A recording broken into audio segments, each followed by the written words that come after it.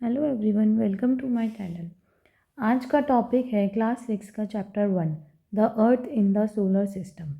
जैसे कि आप ज्योग्राफी में पहली बार एंट्री कर रहे हैं, क्लास 6 में पहली बार आता है ज्योग्राफी का सब्जेक्ट, तो मैं आपको बता दूं ज्योग्राफी का वर्ड ओरिजिन कैसे हुआ है। ज्योग्राफी दो वर्ड से मिलकर बना हुआ है। फर्स्ट है GE, जिसका मतलब है अर्थ। दूसरा है ग्राफिया, जिसका मतलब है writing. So geography is basically studying about the earth और writing about the earth। मतलब पूरा ऐसा है कि हम अर्थ के बारे में पढ़ते हैं ज्योग्राफी में, चाहे वो मैप से रिलेटेड हो, हमारा सोलर सिस्टम से रिलेटेड हो, हमारा मून, हमारे सेलेस्टियल बॉडीज़, जो भी हो, हम अर्थ के बारे में और हमारा यूनिवर्स कैसे क्रिएट हुआ उन सब के बारे में पढ़ते हैं। आज के लेक्चर का ये कंटेंट आइटम्स है, इसमें आज हम ये सब पढ़ेंगे। इंट्रोडक्शन, सोलर सिस्टम, सन, प्लैनेट्स, अर्थ, मून, एस्ट्रॉइड्स, मीटरॉइड्स और क्वेश्चंस भी सॉल्व करेंगे। जैसा कि आप जानते हैं, जब शाम हो जाती है तो हमारे स्टार्स दिखने लगते हैं और कुछ टाइनी ऑब्जेक्ट्स भी कभी कभी हमें दिखते हैं। कभी कभी वो ब्राइट होते हैं, कभी कभी वो डिम होते हैं, कभी कभी वो ट्विंकलिंग होते हैं। लाइक कि अभी 2 मिनट पहले कोई आपको ऑब्जेक्ट दिख रहा है, 2 मिनट बाद आपको नहीं दिख रहा है।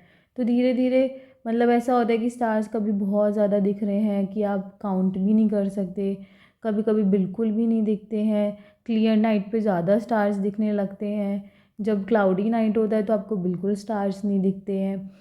और धीरे धीरे आप देखेंगे कि हमें डिफरेंट फेसेस ऑफ मून भी दिखते हैं। डिफरेंट टाइम पे हमें मून दिखता है, according to the season different shape का मून दिखता है। उसमें जो मेन दो कॉन्सेप्ट आते हैं वो है फुल मून और न्यू मून।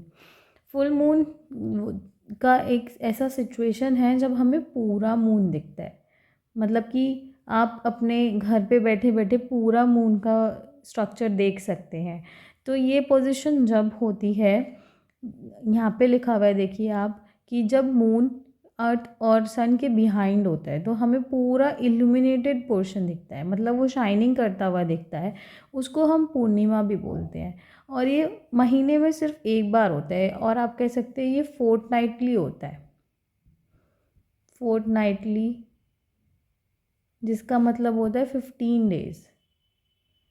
क्योंकि कोई मंथ होता है कि 30 डेज़ का होता है, कोई मंथ होता है 31 डेज़ का, तो ये मतलब आप फोर्टनाइटली ध्यान रखें, ये फोर्टनाइटली होता है। नेक्स्ट कॉन्सेप्ट होता है न्यू मून।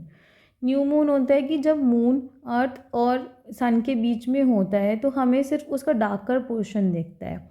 तो मतलब एक तरीके से हमें हल्का सा ऐसे लाइट सा दिखता है, और बाकी हमें ऐसे कोई मून पूरा नहीं दिखता है, तो हम उसको बोलते हैं अमावस्या। ये भी महीने में एक बार ही होता है। नेक्स्ट हम पढ़ेंगे कि सेलेस्टियल बॉडीज़ क्या होती हैं। इसके बारे में मैंने एक शॉर्ट वीडियो भी बनाया था पहले, पर यहाँ पे अब डिटेल में बताया जाएगा। तो सेलेस्टियल बॉडीज़ जो होते हैं कि जो हमें रात को ऑब्जेक्ट्स दिखते हैं स्काई में शाइन करते हुए, उनको हम सेलेस्टियल बॉडीज़ बोलते हैं। उसमें हमारा दो कैटेगरी है कि कुछ होते हैं कि जो बहुत बड़े होते हैं और बहुत गर्म होते हैं और वो गैसेस के बने हुए होते हैं, और उनकी खुद की हीट एंड लाइट होती है। मेन है खुद की हीट एंड लाइट होना। उनको हम स्टार्स कह देते हैं। जैसे सन इज़ अ स्टार, क्योंकि उसकी खुद की लाइट है। सन, जब आप सुबह को उठते हैं तो आपको सनराइज़ हुआ हुआ मिलता है, तो आप देखते हैं सन की खुद की रेज इतनी स्ट्रॉन्ग होती है, तो उसको स्टार की कैटेगरी में रखते हैं। लेकिन कुछ की होती है कि खुद की हीट एंड लाइट नहीं होती, पर वो स्टार की लाइट से मतलब शाइन करते हैं, तो उनको हम प्लैनेट्स की कैटेगरी में रखते हैं। जैसे कि अर्थ एक प्लैनेट है। नेक्स्ट कॉन्सेप्ट जो आता है वो है कॉन्स्टिलेशंस का। कॉन्स्टिलेशन बेसिकली ये है कि जब बहुत सारे ग्रुप ऑफ स्टार्स मिल जाते हैं वो एक कॉन्स्टिलेशन बना लेते हैं। इसमें एग्जांपल है उर्सा मेजर, बिग बियर, और सबने नाम सुना होगा सप्तऋषि का। सप्तऋषि एक बहुत बड़ा मतलब नोन कॉन्स्टिलेशन है जो 7 स्टार से मिलके बना हुआ है। आपको इसका एक बार फ़ोटो भी दिखा सकते हैं हम, जैसे 7 स्टार से 1 2 3 4 5 6 7। तो पुराने ज़माने में ये बोलते थे कि अगर आपको डायरेक्शंस नहीं मिल पा रहे हैं तो स्टार को देख के डायरेक्शंस देख लीजिए रात को। तो फिर हम क्या करते थे कि जो नॉर्थ स्टार है उससे इंडिकेट कर लेते थे कि ये नॉर्थ डायरेक्शन है। उसको हम पोल स्टार भी कहते थे, क्योंकि वो हमेशा एक ही पोजीशन में मिलता था स्काई में, इसलिए। और हम ये भी, जो मतलब जो लोग इसके बारे में पढ़ते हैं, मतलब about the stars and the moons, इनको हम एस्ट्रोनॉमर्स बोलते हैं।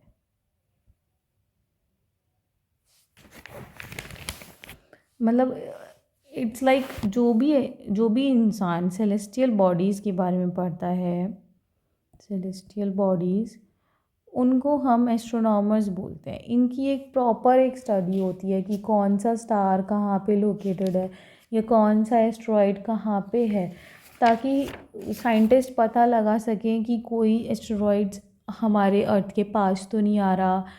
ये सब देखने के लिए एस्ट्रोनॉमर्स होते हैं। साथ में एस्ट्रोनॉमर्स हमारे आजकल रिसर्च चलती हैं, तो एस्ट्रोनॉमर्स मून पे भी लैंड करते हैं। जैसे आपने नील आर्मस्ट्रॉन्ग का नाम सुना होगा, वो एक एस्ट्रोनॉमर थे, वो मून पे सबसे पहली बार चढ़े थे 21 जुलाई 1969 में।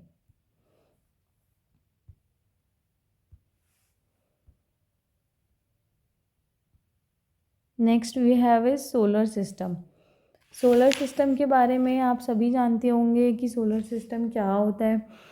सोलर सिस्टम के अंदर कितने हम बोलते हैं कि solar system comprises of the sun, 8 planets, satellites and some other celestial bodies, जैसे कि एस्ट्रॉइड्स और मीटेरॉइड्स, ये सब मिलकर सोलर सिस्टम बनाते हैं। तो इसमें आपका है सबसे पहले जो नियर टू द सन है, मरकरी है, फिर वीनस है, फिर अर्थ है, ये अर्थ की सैटेलाइट हमारा मून है, ये मार्स है, जुपिटर है, सैटर्न है, यूरेनस है, नेपच्यून है। अब इसमें एक कॉन्सेप्ट आता है रिंग्स का। जो जुपिटर है, सैटर्न है, जुपिटर, सैटर्न और यूरेनस, ये तीनों के पास ना एक रिंग्स होती हैं। मतलब रिंग्स बोलते हैं, जैसे ये सैटर्न में आपको दिख भी रही है, ये बोलते हैं ये रिंग्स जो बनी हुई होती है ये डेब्रिस की बनी हुई होती है। डेब्रिस मतलब कूड़ा, जो हमारे यूनिवर्स में, स्पेस में कूड़ा घूम रहा है। मतलब जैसे कि कोई ऑब्जेक्ट या एस्ट्रॉइड्स आपस में टकरा जाते हैं तो उनका कुछ ब्लॉक टूट गया, या मतलब ऐसे जो भी कूड़ा हमारे स्पेस में होता है वो गोल गोल गोल गोल गोल गोल घूमता रहता है इन लोगों के, इन 3 प्लैनेट्स के अराउंड, और उसको हम रिंग्स बोल देते हैं। और कुछ ऐसा है कि मतलब जो मरकरी है वो 88 डेज़ में ऑर्बिट लेता है सन के अराउंड, और जो वीनस है वो 255 डेज़ में लेता है। अर्थ का तो सबको पता ही है 365 डेज़ में। तो मतलब ये डिस्टेंस के अकॉर्डिंग डिपेंड करता है कि ये पास है तो इसको कम दिन लग रहे हैं, ये दूर ज़्यादा जा रहा है तो इसको ज़्यादा दिन लग रहे हैं। जैसे नेपच्यून को एक राउंड लेने में 164 ईयर्स लगते हैं। तो ये सब डिस्टेंस के ऊपर डिपेंड कर रहा है कि किसको कितना टाइम लग रहा है। अब हमारा नेक्स्ट कॉन्सेप्ट आ गया है द सन। मतलब ये एनसीईआरटी में अलग से हेडिंग है द सन की। सोलर सिस्टम के बाद अगर आप अपनी बुक में देखेंगे तो नेक्स्ट हेडिंग है द सन। तो सन के बारे में तो सभी जानते हैं कि वो हमारे सोलर सिस्टम का सेंटर में है, बहुत बड़ा है, बहुत गर्म है, कोई उसके पास नहीं जा सकता। ऑलरेडी अगर आप यहाँ रहते हैं तो ऑलरेडी इतनी ज़्यादा हीट आती है गर्मियों में कि आप 10-15 मिनट के बाद ऐसे पसीनों में हो जाते हो। तो अब वहाँ तो एक्सट्रीमली हॉट है। और जो हमारे सोलर सिस्टम का main ultimate source of heat and light है वो भी सन है।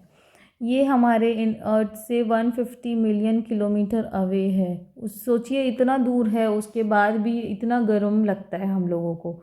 अगर हम पास जाएंगे तो कितना, मतलब नॉर्मल ह्यूमन तो जा ही नहीं सकता, वो जल जाएगा। Next we have planets. तो हमने पहले भी पढ़ा कि हमारे 8 प्लैनेट्स हैं सोलर सिस्टम में, और इन ऑर्डर ऑफ देयर डिस्टेंस उनका बता रखा है: mercury, Venus, Earth, Mars, Jupiter, Saturn, Uranus and Neptune. इसमें एक बढ़िया ट्रिक है कि इनको याद कैसे रखें in order of their distance.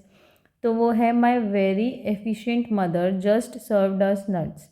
इसका सबका इनिशियल्स ले लीजिए। माई का एम, वेरी का वी, तो M Mercury, V Venus, E for Earth, M for Mars, J for Jupiter, S for Saturn, U for Uranus, N for Neptune. तो इनसे relate करेंगे तो फिर अब आपको इजीली याद रहेगा। जो सारे प्लैनेट्स हैं सोलर सिस्टम के, वो सन के इधर उधर घूमते रहते हैं, उनका फिक्स पाथ होता है। और जो ये पाथ होता है उसको हम ऑर्बिट बोलते हैं। कि मतलब एक, if this is the sun and this is the earth, it is moving like this. तो ये जो इसका पाथ है ये फिक्स है, इसको हम ऑर्बिट बोलते हैं। जब हम इसको ऑर्बिट बोलते हैं तो ये अपनी फिक्स ऑर्बिट को कंप्लीट करने में 365 डेज लेता है, जिसको हम रिवॉल्यूशन भी बोलते हैं। सो 1 revolution of earth is 365 days. और ये जो पाथ है ना, ये इलोंगेटेड है, ऐसा नहीं है कि सर्कुलर है, इलोंगेटेड है, यहाँ से एक्सटेंड होता हुआ है। मरकरी सबसे पास है। वीनस को हम अर्थ का ट्विन भी बोलते हैं, क्योंकि इसका शेप और जो साइज़ है वो अर्थ के बहुत सिमिलर है। 2006 तक प्लूटो को भी एक प्लैनेट की तरह बोला गया था, लेकिन एक मीटिंग हुई थी इंटरनेशनल एस्ट्रोनॉमिकल यूनियन की, तो वहाँ पे प्लूटो को मतलब प्लैनेट में से हटा दिया था, क्योंकि वो सारे उसके ऑब्जेक्टिव्स नहीं मीट कर रहा था। जो एक प्लैनेट की कैटेगरी बना रखी है कि हाँ ये प्लैनेट है, तो वो प्लूटो मीट नहीं कर रहा था, तो उसको सेलेस्टियल ऑब्जेक्ट में डाल दिया था, या फिर उसको ड्वार्फ प्लैनेट भी बोल देते हैं। Next is the earth. Earth आप सब लोग जानते हैं कि 3rd nearest planet to the sun है। ये 5th लार्जेस्ट प्लैनेट है।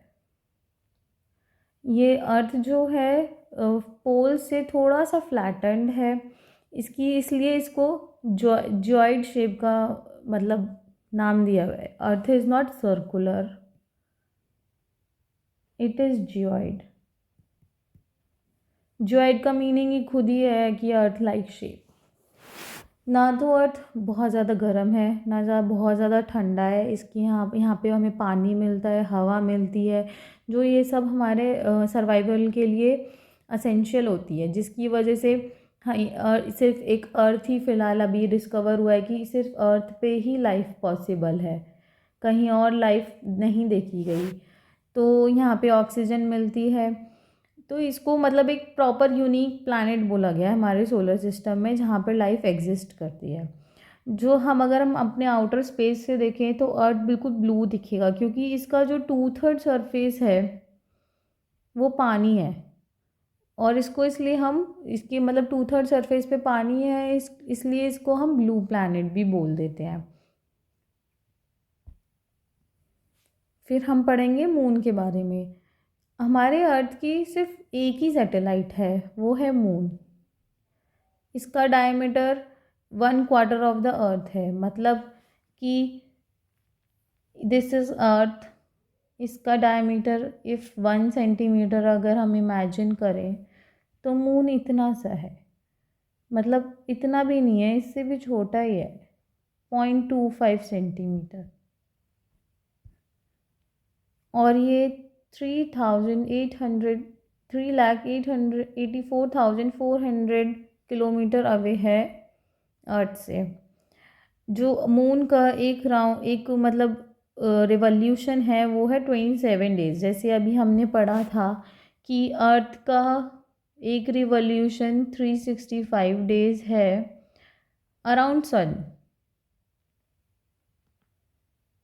बट मून का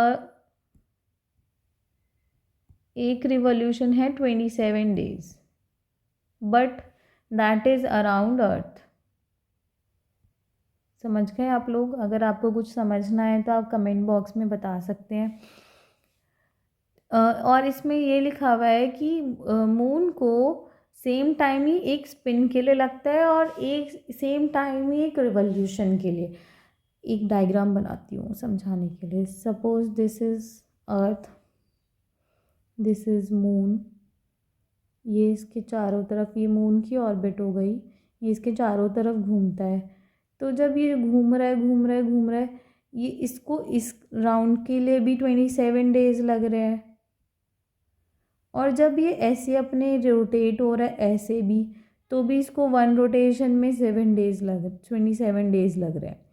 तो 27 डेज ऐसे भी लग रहे हैं, 27 डेज ऐसे भी लग रहे हैं, जिसकी वजह से हम लोगों को मून की सिर्फ एक ही साइड विजिबल होती है। हम लोगों को पूरा मून नहीं दिखता, हम लोगों को सिर्फ एक ही साइड विजिबल होती है, क्योंकि वो 27 डेज ऐसे भी ले रहा है। जब वो ऐसा था तो यहाँ पे पहुँचेगा तब भी हमें वही साइड दिखेगी, जब वो यहाँ पहुँचेगा तब भी हमें वही साइड दिखेगी, तो हमें एक ही साइड विजिबल होती है। और मून की ऐसी कोई कंडीशन नहीं है कि जहाँ वहाँ पे एक लाइफ एग्जिस्ट कर सके, क्योंकि वहाँ बहुत ठंडा होता है, वहाँ पे माउंटेन्स हैं, प्लेन्स हैं, डिप्रेशंस हैं, तो ये सब है, लेकिन वहाँ पे लाइफ पॉसिबल नहीं है। Next celestial body is asteroids. Asteroids मतलब होते हैं कि हमने पढ़ा स्टार्स के बारे में, स्टार्स की अपनी ओन हीट एंड लाइट होती है। प्लैनेट्स के बारे में हमने पढ़ा, हमने सैटेलाइट देखी जो कि नेचुरल सैटेलाइट है हमारी मून, इंडिया की अर्थ की एक ही नेचुरल सैटेलाइट है मून। बाकी प्लैनेट्स की अपनी अपनी वेरिएशंस हैं, कितनी सैटेलाइट्स हैं। तो लेकिन अब हम ये देखते हैं छोटे छोटे ऐसे बॉडीज़ घूमती हैं हमारे सोलर सिस्टम में, इनको हम एस्टेरॉइड्स बोलते हैं। ये बोलते हैं कि ये जो मतलब बॉडीज़ हैं, ये मतलब प्लैनेट जैसे एक्सप्लोड हुआ होगा बहुत साल पहले, तो उनमें से टूट कर बनी है। ये ऐसा नहीं है कि खुद से बनी है, मतलब साइंटिस्ट ऐसा बोलते हैं कि जो एस्टेरॉइड्स हैं वो प्लैनेट में से जब प्लैनेट्स एक्सप्लोड हुए थे उनके पार्ट्स हैं, और इनकी एक प्रॉपर एक बेल्ट है। मतलब जैसे हमने पूरा सोलर सिस्टम पढ़ा, मैं भी आपको दिखाती हूँ।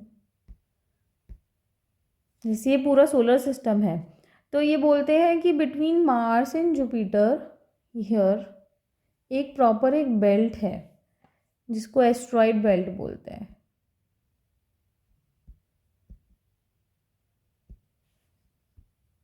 यहाँ पे पूरा एस्ट्रॉइड ही एस्ट्रॉइड है इस बेल्ट में, तो इसको एस्ट्रॉइड बेल्ट बोलते हैं। साथ में एक minute,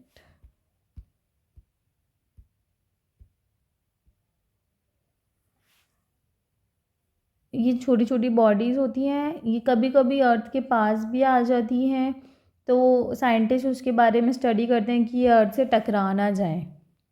next we have is meteoroids. Meteoroids को बोलते हैं जो मतलब छोटे छोटे रॉक्स के पीसेज हैं, ये मूव अराउंड द सन है। जो अभी हमने एस्ट्रॉइड्स पढ़ा था, दे मूव अराउंड द, मतलब they also move around the sun, but they are mostly found at the मतलब between the Mars and Jupiter. लेकिन जो हमारे मीटेरॉइड्स हैं वो कहीं पे भी मिलते हैं, मतलब मोस्टली अराउंड द सन वो मूव करते हैं, लेकिन वो वैसे पूरे सोलर सिस्टम में कहीं पे भी मूव कर लेते हैं। तो जो ये मीटेरॉइड्स हैं कभी कभी अर्थ के पास भी आ जाते हैं, और जब वो अर्थ के पास आते हैं तो वो फ्रिक्शन, मतलब उनको फ्रिक्शन हो जाती है एयर के साथ। मतलब जैसे कोई, ये सपोज दिस इज़ अर्थ, यहाँ पे एक मीटेरॉइड है, वो आ रहा है यहाँ अर्थ के पास, तो यहाँ पे अर्थ में एयर है, तो जब वो एयर से कांटेक्ट में आता है तो फ्रिक्शन बन जाता है, जिसकी वजह से जब उसकी स्पीड बहुत हाई होती है तो वो बहुत ज़्यादा हीटअप हो जाता है और बर्न हो जाता है। जैसे कि आप पढ़ते हैं कि जब आग लगती है, फायर लगती है कहीं पर, तो हमें एयर की ज़रूरत होती है, बिना एयर के वैक्यूम में फायर नहीं लग सकती। ऐसे ही जैसे मेटेरॉइड्स यहाँ पे स्पेस में वैक्यूम होता है, वहाँ पे इनको कुछ नहीं होता, जब ये अर्थ के कांटेक्ट में आते हैं तो ये हीटअप हो जाते हैं, बर्न हो जाते हैं। तो कभी कभी आप देखते हैं एक फ्लैश ऑफ लाइट दिखती होगी, जिसको हम बोल देते हैं टूटता हुआ तारा। वो तारा नहीं होता है, वो मिटियोर होता है कि वो आ रहा है और आपके अर्थ पे आके गिर जाता है। तो फिर वो कभी कभी पूरा बर्न हो जाता है, कभी कभी बिना बर्न हुए हुए भी गिर जाता है, और जहाँ पे भी वो गिरता है वो वहाँ पे एक हॉलो बना देता है, मतलब गड्ढा बन जाता है। कभी कभी आपको दिखता है कि बहुत सारे cluster of stars, millions of stars, कभी कभी आपने फ़ोटोज़ में देखे होंगे। तो उस क्लस्टर ऑफ स्टार्स को हम बोल देते हैं मिल्की वे गैलेक्सी। मतलब galaxy is a broader term. There is a galaxy, this is the broader term. इसके अंदर आते हैं हमारे स्टार्स, क्लाउड्स, और ये गैलेक्सी बहुत सारी, मतलब सबसे बड़ा होता है वो होता है यूनिवर्स। उसके बाद आते हैं गैलेक्सी, उसके बाद आता है सोलर सिस्टम, मतलब जो हमारा इंडिया का मतलब अर्थ का सोलर सिस्टम है। तो मतलब सबसे बड़ा यूनिवर्स हो गया। यूनिवर्स में बहुत सारी गैलेक्सीज़ हैं, किसी को पता ही नहीं कितनी गैलेक्सीज़ हैं, मिलियंस ऑफ गैलेक्सीज़ बोलते हैं। जो हमारी गैलेक्सी है जिसमें हमारा सोलर सिस्टम है उसको हम बोलते हैं मिल्की वे, मिल्की वे गैलेक्सी। उसके बाद आता है हमारा सोलर सिस्टम। तो मतलब ये बोला जाता है कि अभी तक हमें नहीं पता कि कितने बड़ा यूनिवर्स है, हम इमेजिन भी नहीं कर सकते कि कितना बड़ा यूनिवर्स है। लेकिन पुराने ज़माने में बोलते थे कि एक रिवर ऑफ लाइट हमारे जो स्काई है उसमें फ़्लो कर रही है, उसको आकाश गंगा भी बोलते थे। मतलब अब भी बोल देते हैं, ऐसा नहीं है, बट उसको आकाश गंगा इसलिए बोलते हैं कि रिवर ऑफ लाइट दिखती थी लोगों को। एक और कॉन्सेप्ट आता है कि लाइट जो होती है वो कितनी स्पीड में ट्रैवल करती है। तो ये बोला जाता है लाइट जो ट्रैवल करती है वो करती है 3 लाख किलोमीटर पर सेकेंड की स्पीड से। इतनी स्पीड पे ट्रैवल करने के बाद भी 8 मिनट्स लगते हैं जो सन की रेज अर्थ पे आती है। This is milky Way Galaxy. दिख रहे हैं ना बहुत सारे स्टार्स, ये छोटे छोटे स्टार्स ऐसे ऐसे round round round round round round round round घूमते हैं। तो इसी को ही बोल देते हैं रिवर ऑफ लाइट।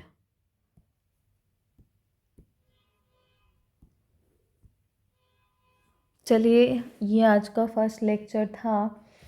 अब हम देखते हैं कि आप लोगों ने आज क्या सीखा through the question solving session.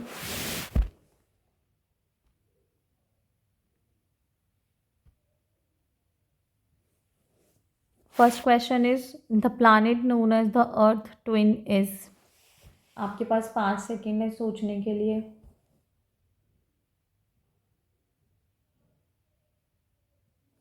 The answer is Venus. हम लोगों ने पढ़ा था ना, वीनस बहुत ज़्यादा सिमिलर है अर्थ के शेप एंड साइज में, इसलिए अर्थ का ट्विन वीनस होता है। Next is which is the third nearest planet to the sun. Venus, Earth, Mars, Mercury. आप लोग उससे मैं हिंट दे सकती हूँ, आप लोगों को मैंने एक ट्रिक सिखाई थी, उसके अकॉर्डिंग आप लोग याद करिए। 5 सेकेंड है।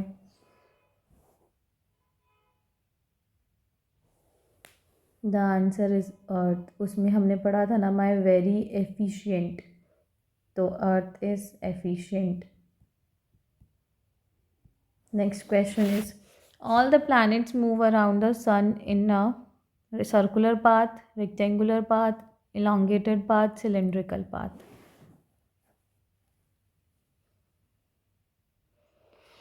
The answer is elongated path। जब मैंने ऑर्बिट पढ़ाया था तब मैंने बताया था कि वो ऐसे elongated है, सर्कुलर नहीं है। Next question is The pole star indicates the direction to the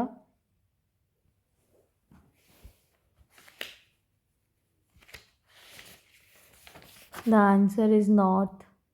हमने पढ़ा था पोल स्टार एक ही जगह दिखता है और वो हमें नॉर्थ स्टार बताता है, जिसकी वजह से पुराने लोग अपनी डायरेक्शन डिसाइड करते थे. Next question is asteroids are found between the orbits of Saturn and Jupiter, Earth and Mars, Mars and Jupiter, Jupiter and Neptune.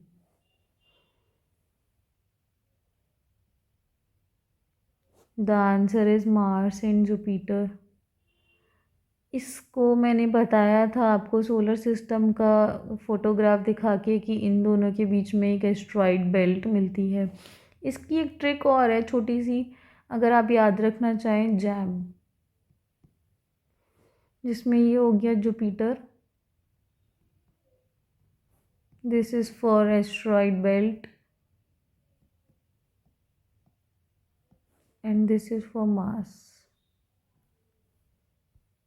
Next is fill in the blanks. ये सब क्वेश्चंस आपके book में दिए हुए हैं, मैं बस आपको करा रही हूँ और आपका एक रिवीजन हो जाएगा आज के लेक्चर का. The first one is a group of dash forming various patterns is called a dash. याद करिए. The first answer is stars. हमने शुरू में पढ़ा था. A group of stars forming various pattern is called constellation. Next is a huge system of stars is called, याद करिए, अभी रिसेंट में पढ़ा है last one, galaxy. Dash is the closest celestial body to our earth.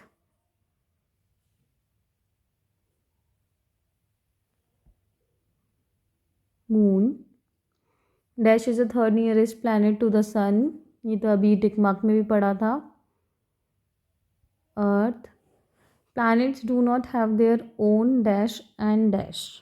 अभी भी revise करवाया था मैंने कि स्टार्स के पास अपना क्या होता है और प्लैनेट्स के पास क्या नहीं होता.